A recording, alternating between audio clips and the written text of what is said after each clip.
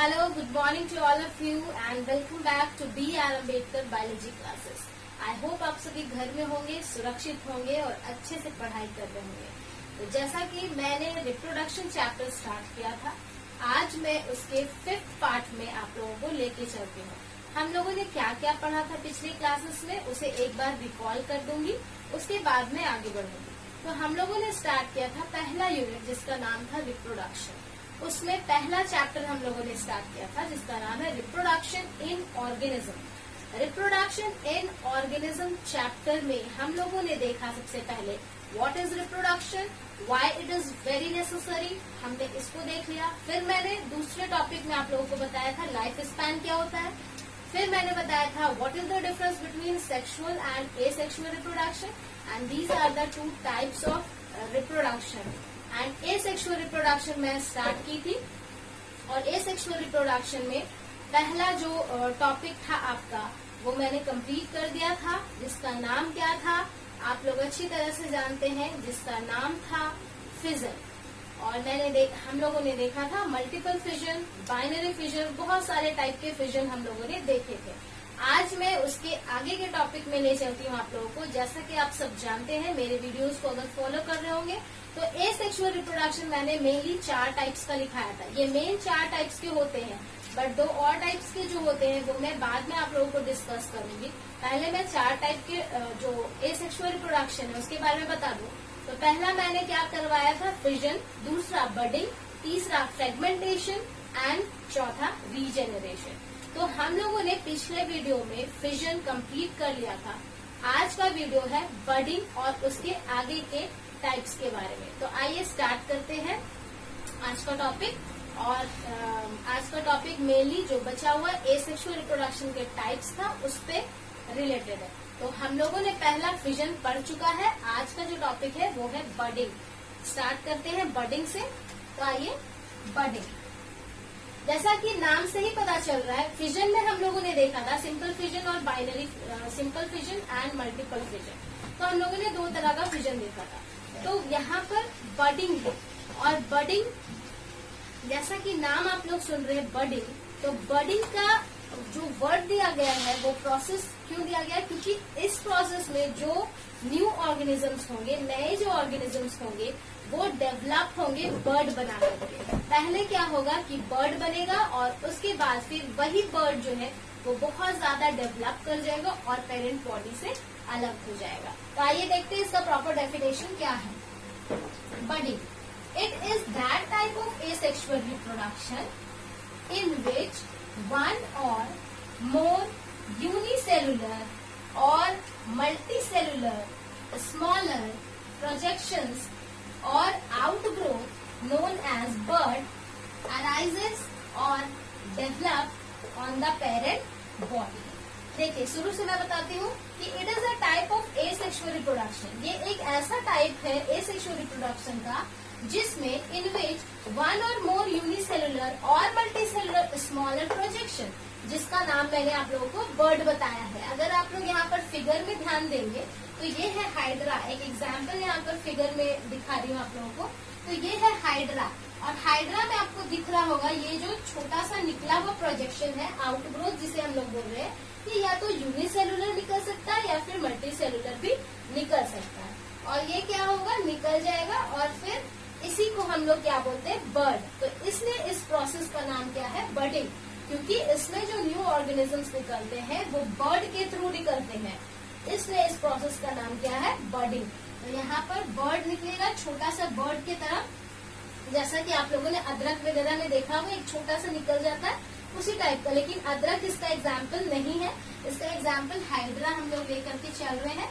और हाइड्रा में आपको जब आप पढ़ोगे या देखोगे कहीं पर, तो हाइड्रा में भी बर्ड के प्रोसेस से क्या होता है, बडिंग और न्यू ऑर्गेनिज्म और रिप्रोडक्शन होता है। तो यहाँ पर जैसा कि आप लोगों ने देखा है, यहाँ पर बर्ड निकल जाएंगे और ये बर्ड अराइजेस और develop on the parent body. Budding में एक खास बात क्या है कि बर्ड जो निकलेगा, जो आउटग्रोथ निकलेगा, वो आउटग्रोथ तब तक पेरेंट बॉडी में अटैच रहता है जब तक कि वो पूरी तरह से फुल्ली ग्रोन ना हो जाए। मीन्स पेरेंट अगर किसी भी बच्चे को जन्म देते हैं तो उसको देने के बाद बॉडी से अलग हो जाता है। बट बर्डिंग प्रोसेस में खास बात क्या है कि पेरेंट की बॉडी में डॉटर जो बनता है वो तब तक अटैच रहता है जब तक कि वो फुल्ली डेवलप, फुल्ली मैच्योर नहीं हो जाता।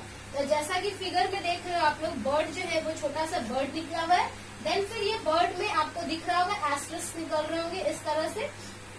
जैसे पेरेंट का बॉडी है उसी तरह से डॉटर के भी बॉडी में डेवलपमेंट होगा।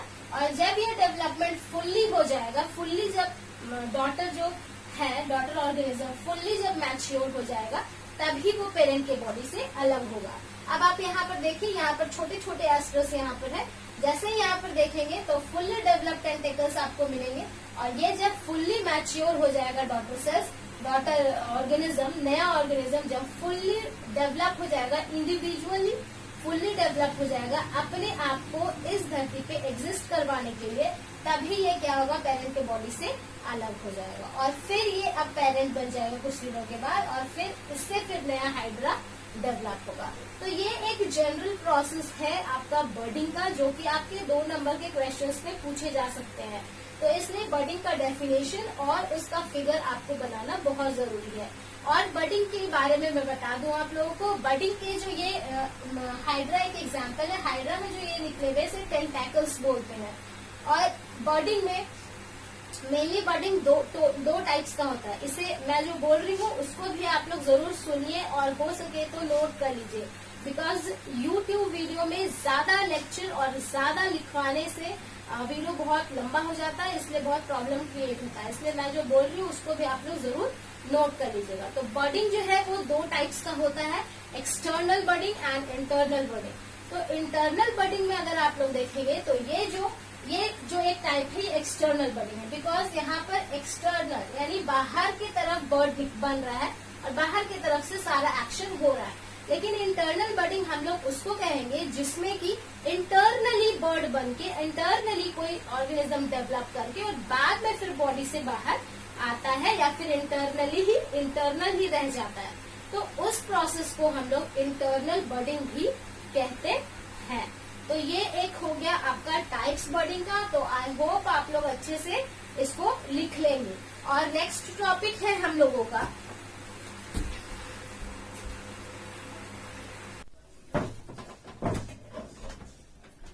बर्डिंग, हम लोगों ने पढ़ लिया। अब तीसरा है fragmentation.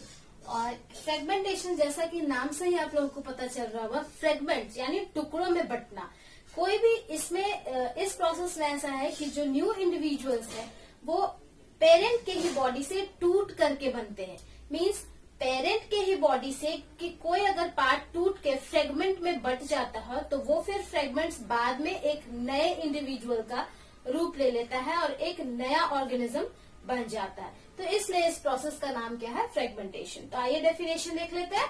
Fragmentation, the parent body break into fragments. क्या लिखा हुआ है, पेरेंट का बॉडी जब फ्रेगमेंट्स में टूट जाता है ड्यू टू वेव एक्शन। ये इंपॉर्टेंट है, ये 1 नंबर के क्वेश्चन में पूछा जाता है आपसे कि क्यों फ्रेगमेंट्स हो जाता है, क्या कारण है, वेव एक्शन। अब वेव एक्शन क्या होता है, जैसे कुछ ऑर्गेनिजम्स ऐसे आपको दिखेंगे जो पानी में रहते हैं, या फिर जिनको आप देखेंगे समुद्र में या वैसे जगह पर जहां पर वेविंग बहुत ज्यादा होती है। वेविंग मीन्स आप देखते होंगे पानी एकदम जोर से आता है वेव करते हुए, घूमते हुए, तो उसे कहते हैं वेव एक्शन।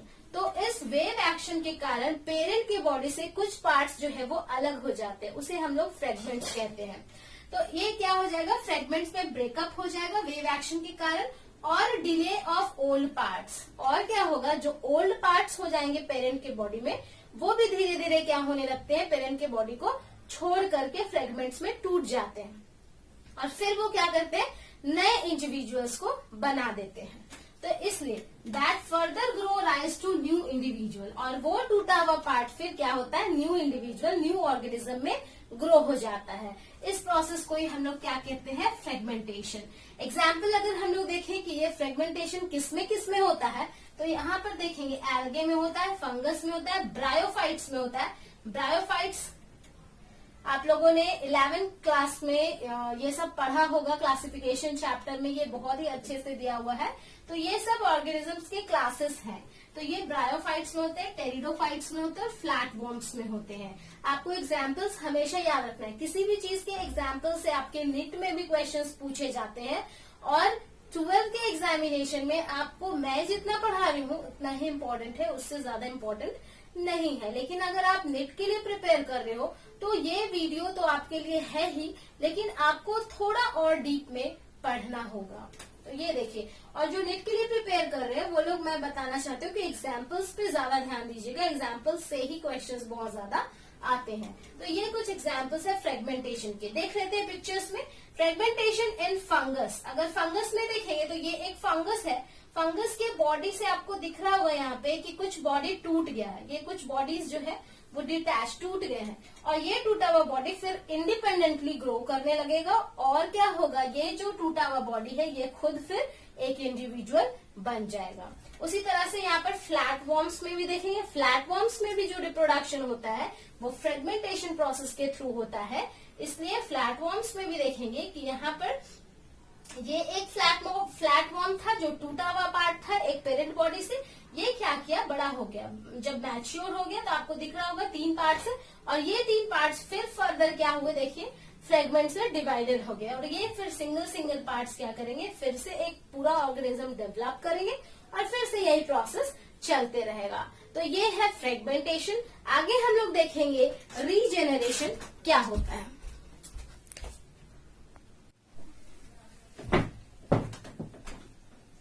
नेक्स्ट टाइप है रीजेनरेशन। तो रीजेनरेशन में हम लोग आते हैं, regeneration as the name suggest, name से ही आप लोग को पता चलता है कि रीजेनरेट होना यानी फिर से कोई चीज निकलना, फिर से एक नया ऑर्गेनिज्म निकलना। इस प्रोसेस में क्या होता है कि पुराना जो ऑर्गेनिज्म है या पेरेंट जो ऑर्गेनिज्म है उसी के कुछ फ्रेगमेंट, ये फ्रेगमेंटेशन के जैसा ही होता है, बट इसमें क्या होता है, रिपेयरिंग मैकेनिज्म ज्यादा होता है और मिसिंग पार्ट्स को रिपेयर करके नया ऑर्गेनिज्म को बना देता है। सपोज आप एक इसको समझ सकते हैं कि छिपकली आप लोगों ने देखी होगी, तो छिपकली का जो पूंछ होता है वो आप लोगों ने देखा होगा कि कट जाता है कई बार, और कटने के बाद फिर नई टेल उसमें आने लगती है। तो उसी तरह से वो क्या होता है, उसमें रीजेनरेशन होता है। बट वो क्या प्रोसेस है, वो टिश्यू रिपेयर का प्रोसेस है, ना कि रिप्रोडक्शन का। बट यहाँ पर रीजेनरेशन एक रिप्रोडक्शन का प्रोसेस है, एसेक्सुअल रिप्रोडक्शन का प्रोसेस है, जिसके थ्रू मिसिंग पार्ट्स को कंप्लीट कर करके और वो एक नया ऑर्गेनिज्म डेवलप कर देता है। तो ये है रीजेनरेशन। तो आइए देखते हैं इसका डेफिनेशन क्या है। It is the formation of whole body of an organism from small fragment और replacement of lost part. Body से ही अलग हो जाएगा। फ्रेगमेंट्स में भी हम लोगों ने पढ़ा था कि फ्रेगमेंट्स हो जाएगा, उसका पूरा बॉडी फिर निकल जाएगा। तो उसी तरह से रीजेनरेशन में भी कोई भी पार्ट्स ऑफ द बॉडी अगर वहां से बॉडी से अलग हो जाता है तो उसके मिसिंग पार्ट से निकलेगा, ना कि उससे पूरा ऑर्गेनिज्म इंडिविजुअली ग्रो हो जाएगा। तो ये डिफरेंस, बेसिक डिफरेंस है फ्रेगमेंटेशन और रीजेनरेशन में। तो रीजेनरेशन में क्या होगा, जो बॉडी से पार्ट अलग हुआ, जैसे मान लीजिए ये उंगली अलग हो गया, ये उंगली हमारे बॉडी से अलग हो गया, तो ये उंगली हमारे बॉडी से अलग हो गया तो वो अब सिंगल एक फिंगर है, और ये फिंगर में अब पूरा बॉडी बनेगा, जिसके वजह से वो एक ऑर्गेनिज्म कहलाएगा। यानी इसमें क्या होता है, मिसिंग पार्ट्स ऐड हो जाते हैं, बट उसमें क्या होता है, फ्रेगमेंट से नया ऑर्गेनिज्म डेवलप कर जाता है। तो ये दो बेसिक डिफरेंस है। इट इज मेनली रिपेयरिंग और मिसिंग पार्ट्स। ये क्या है, मिसिंग पार्ट्स को रिपेयर करने की प्रोसेस है। किसमें होता है, अमीबा में, स्पॉन्ज में, हाइड्रा में, प्लानेरिया में, ये किसी भी ऑर्गेनिज्म में हो। जो भी ऑर्गेनिज्म एसेक्सुअल रिप्रोडक्शन करता है वो सभी ऑर्गेनिज्म में, ऑलमोस्ट ऑर्गेनिज्म में, सभी नहीं बोल सकते, ऑलमोस्ट ऑर्गेनिज्म में रीजनरेशन के प्रोसेस से क्या हो जाता है, नए ऑर्गेनिज्म बनने शुरू हो जाते हैं। तो ये एक प्रोसेस है रिप्रोडक्शन का, एसेक्सुअल रिप्रोडक्शन का। और रीजनरेशन आपका 2 टाइप्स का होता है, रिपरेटिव और restorative. Reparative means only few tissues, जो डैमेज टिश्यूज होंगे वही सिर्फ इसमें निकलेंगे, और रिस्टोरेटिव में पूरा होल बॉडी बन जाएगा। तो ये 2 टाइप का प्रोसेस है आपका रीजेनरेशन का। तो एसेक्सुअल रिप्रोडक्शन का हम लोगों ने पढ़ा फिजन, बडिंग। अच्छा, मैं बता दूं, फिजन और बडिंग में आप लोगों को कंफ्यूज नहीं होना है। फिजन में आपका फिजन में और बडिंग में, और फिर आपका क्या बताया था मैंने, रीजेनरेशन एंड फ्रेगमेंटेशन। तो फ्रेगमेंटेशन और बडिंग में आप लोगों को कंफ्यूज नहीं होना है, क्योंकि बडिंग जो है वो, बडिंग में क्या होता था, एक छोटा सा डिफरेंस है, समझ लीजिए। बडिंग में क्या होता है कि बडिंग के प्रोसेस में बर्ड निकल करके, और जब तक वो मैच्योर नहीं हो जाता है तब तक पेरेंट की बॉडी में अटैच रहता है। बट फ्रेगमेंटेशन में क्या होता है कि वो बॉडी से अलग होकर के मैच्योर होता है। तो ये दो प्रोसेस है, ठीक है, तो आप इसको याद रखिएगा। नेक्स्ट प्रोसेस है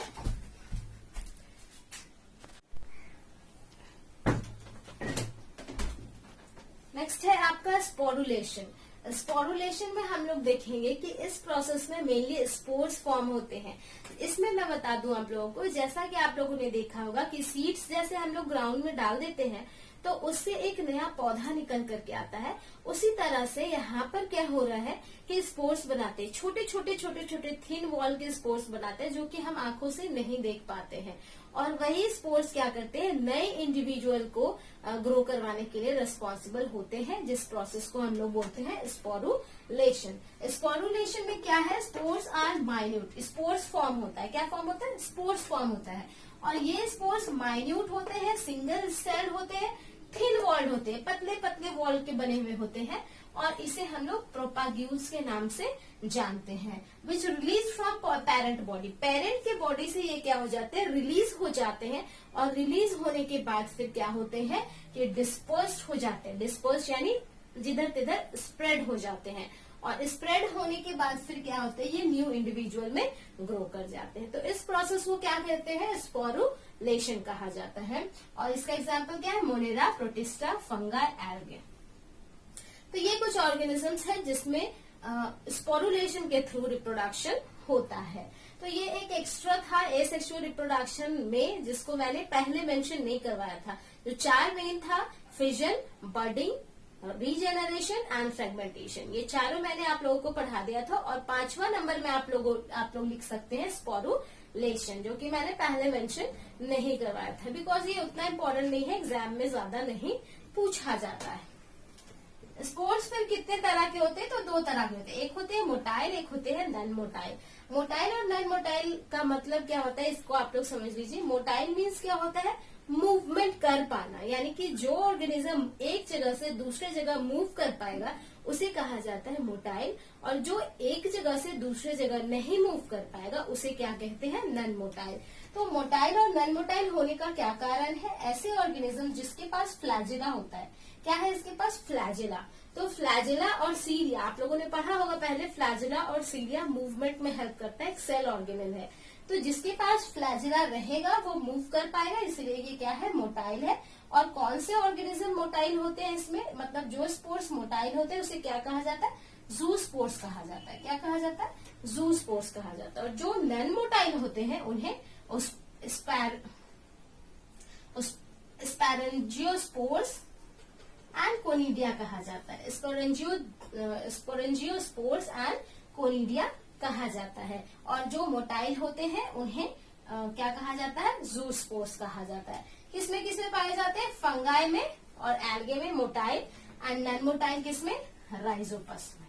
तो ये आप ध्यान रखेंगे। और मेनली ये सब कहाँ होते हैं, मेनली ये सब एक्वाटिक प्लांट्स एंड एनिमल्स है, जो कि पानी में रहते हैं और स्पोर्स के थ्रू स्प्रेड आउट होकर के क्या करते हैं, पानी या फिर मॉइस्चर वाले जगहों पर रहते हैं और स्प्रेड आउट होकर के न्यू ऑर्गेनिज्म, न्यू इंडिविजुअल्स को ग्रो करते हैं। तो यहाँ पर एसेक्सुअल रिप्रोडक्शन इतना ही इसका टाइप्स था। टाइप्स ऑफ एसेक्सुअल रिप्रोडक्शन यहाँ पर खत्म हो गया।